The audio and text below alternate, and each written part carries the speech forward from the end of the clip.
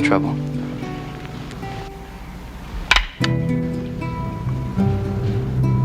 Don't try it. You raise that gun, I'm gonna have to kill you.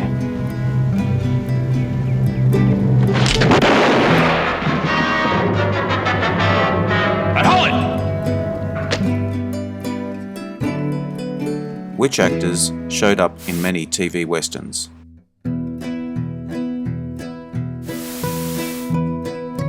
Distinctive faces and names, like Cactus, Chill, Dabs, and Denver. Grizzled and country accent. You could believe they lived in the Old West. Stars like Dennis Weaver, Steve McQueen, and Clint Eastwood got their start as TV cowboys. TV westerns would be nothing without their cast of supporting character actors. The 1950s and 60s were a great time to be an actor with western skills. Television was full with westerns.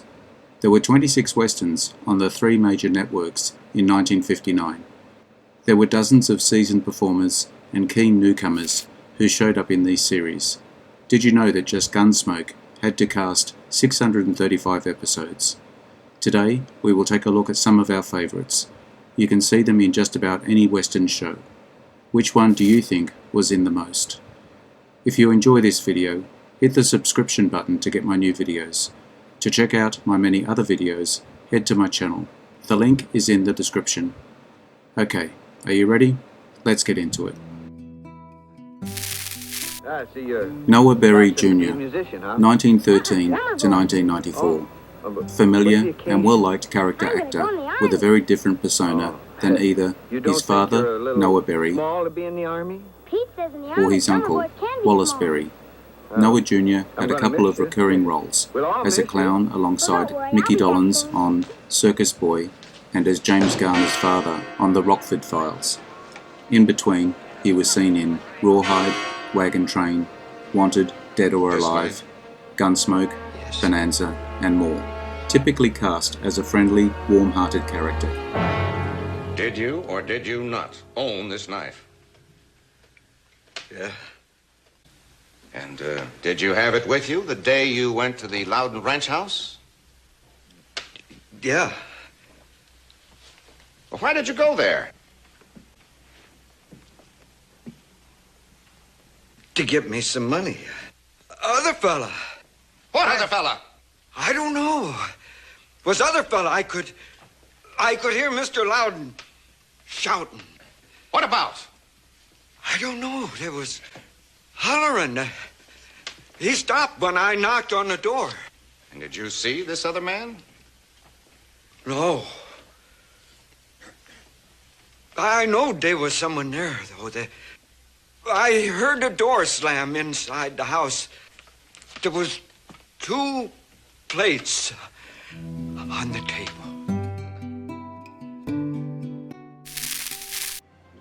Harry Carey Jr., 1919 to 2012. Harry Carey Jr. had been a reliable character actor for many decades, mostly in westerns. The son of the actor Harry Carey and the actress Olive Carey. Carey played in more than 90 westerns, a particular favourite in Have Gun, Will Travel, where he appeared in 12 episodes. Growing up on a ranch as a child, gained the nickname Dobe for his adobe-coloured hair. He even learned to speak Navajo. No surprise, he seemed so comfortable playing everything from a sheriff to a baddie. The fact that it's all a free country, so the camera loves it, and I wish they were doing more westerns and making more in a long time.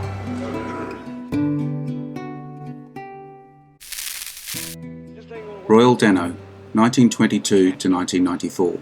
Undoubtedly one of the best, most quirky and striking character actors to ever grace the big and small screen alike, in an impressive career that spanned 42 years. Dano showed great range as an actor, playing in everything on the spectrum from Cowardly Criminals to Abraham Lincoln. Disney specifically chose Dano to voice Honest Abe. He's probably best known for playing the president. Still, he was just as compelling in an evil role as well. Mind if I tap one of those barrels on the wagon? It's been quite a while since any of us around here have had any sweet water. What about your land? And all the years you've put into it. You're just going to go away and leave it? It's dying. Dead. Either we move or we die too. It won't be long before the others will follow. You shot my brother Jack Elam, 1920 to 2003. Thanks to his lazy left eye, a result of being jabbed in the eye with a pencil as a child, Elam usually found himself typecast as an old coot or crazy criminal. He appeared with great effect in westerns and gangster films alike, and in later years played to wonderful effect in comic roles.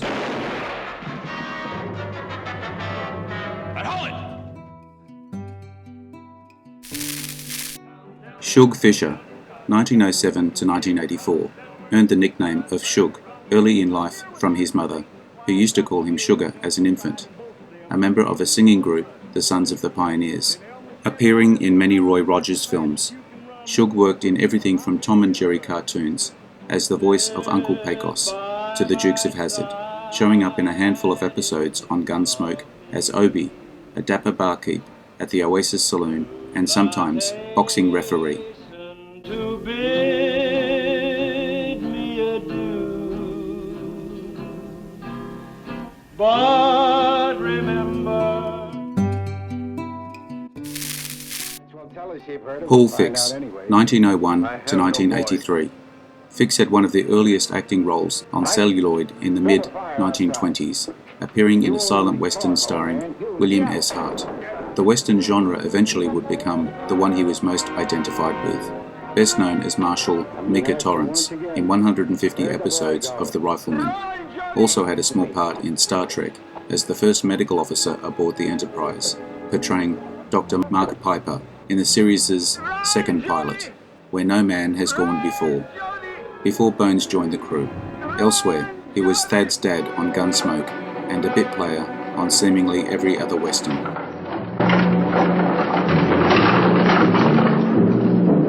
I'll be goddamned. Yeah. Give me a kiss.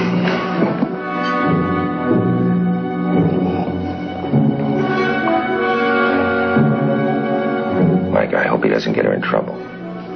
Mark? He's a stud.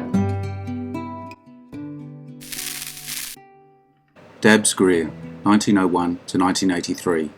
Greer was a very familiar face in films and especially on TV. He was a sort of everyman.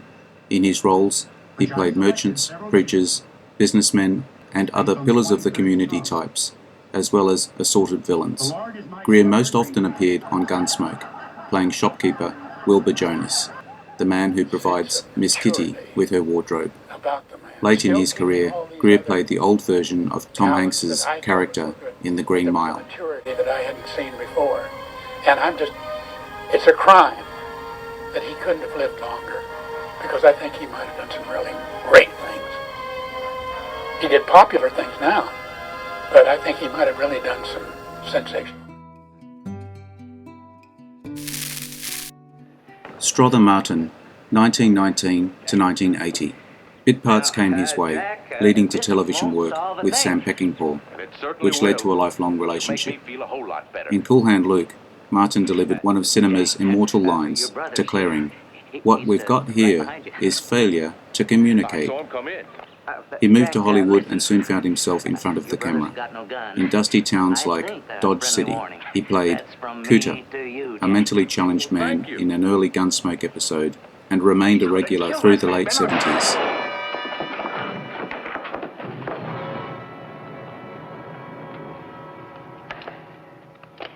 My father was a sharecropper in Kentucky, and usually I'm playing some kind of part of my father. My father was a tough little man that never lost a fist fight. In Indiana, he won some of them with monkey wrenches and pliers. Yeah. Denver Pyle, 1920 to 1997. A rather wanderlust fellow before latching onto acting. Pyle, who made a career of playing drawling, somewhat slow southern types, was actually born in Colorado in 1920 to a farming family. Pyle should be familiar as both Briscoe Darling Jr. from The Andy Griffith Show and Uncle Jesse on The Dukes of Hazzard, but he was on just about every show with a pony, playing characters that exuded mountain wisdom. Well, now, Jeremy will be along any minute. Besides that, you got some money coming. Don't forget that. Mr. Cartwright, I'm afraid my father'd do anything to keep you company, especially if it meant missing his afternoon rest. Well, I'll see you tomorrow. Right. Now, you expect to spend some time with me tomorrow, Jim. I will.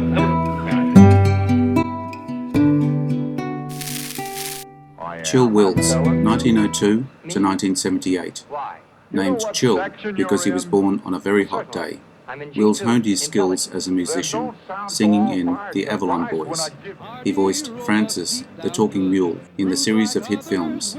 His deep twang landed him on TV too, in Trackdown, The Virginian, Alias Smith & Jones, and many other shows. He continued to work in films and television, usually in roguish, lovable, good old boy parts, until his death in 1978. Hey, this makes a fella want to stay put. Now there's 4 more events out there. Get in and get after them. I'll keep the Miller cold. Miller makes it.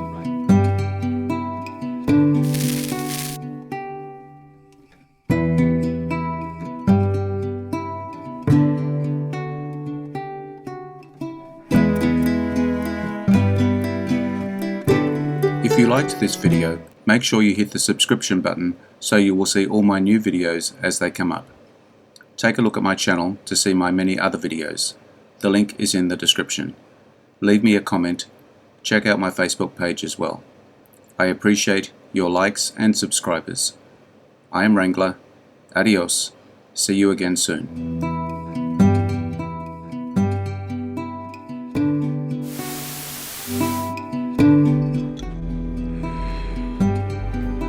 Interesting facts about famous people.